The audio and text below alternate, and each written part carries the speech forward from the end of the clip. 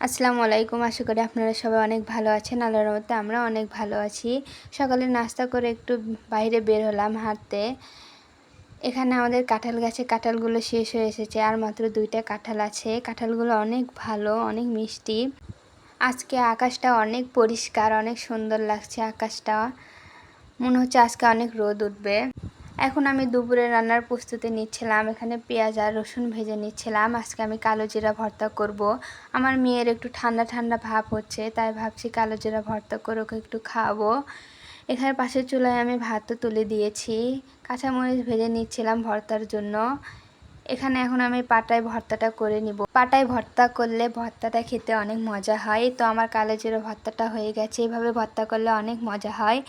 এখন আমি গরুর মাংস ধুয়ে নিয়েছি। গরুর মাংস আজকে আমি ভাজা ভাজা করে রান্না করব।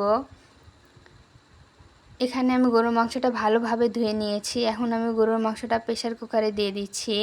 প্রেসার কুকারে আগে সিদ্ধ করে নেব। আমার ভিডিওটা যদি আপনাদের কোথাও কোনো অংশে একটু হলেও ভালো লাগে থাকে, প্লিজ আমার পাশে থাকবেন, ভিডিওটাতে একটা লাইক দিবেন। এই তো এখন মাংসের ভিতরে আমি পেঁয়াজটাও দিয়ে দিলাম। এখন আমি মাংসটা মেখে প্রেসার কুকারে তুলে দেবো। এই তো আমি প্রেসার কুকারে তুলে দিয়ে ঢাকনাটাও লাগিয়ে দিয়েছি। এখন আমি রান্না বসিয়ে কিছু কাপড় ছিল, কাপড়গুলো ধুয়ে আমি বাইরে নেড়ে দিলাম। আজকে অনেক রোদ উঠেছে, আজকে বাইরের ভিউটা অনেক সুন্দর লাগছে, তাই না?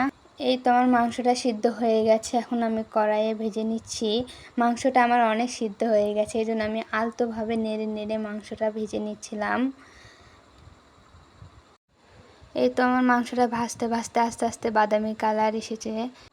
এই দেখুন এদিকে আমার মেয়ের কী অবস্থা। আমার মেয়ে কত অসহায়ভাবে দাঁড়িয়ে আছে দেখুন।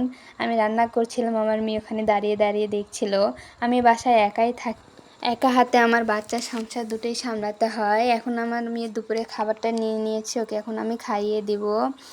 এই তো বিকালবেলায় আমরা আম কেটে নিয়েছিলাম, আমরা 3জনে বসে আম খাচ্ছিলাম। আর আমার মেয়েটা এখন হাত দিয়ে তুলে খাওয়া শিখে গেছে, মাশাল্লাহ। আমার মেয়ে আম খেতে অনেক পছন্দ করে। এখন আমি ওর খাবারটা রান্না করে নিচ্ছিলাম। আমার মেয়েকে রাতের বেলা ফিডার দিতে হয়, এর জন্য ওর জন্য দুধ আর সুজি আমি পাতলা করে রান্না করে নিচ্ছিলাম। দিনের বেলা ওকে ফিডার দিতে হয় না, কিন্তু রাতে ওকে ফিডার দিতে হয়, ওটা ওর অভ্যাস হয়ে গেছে।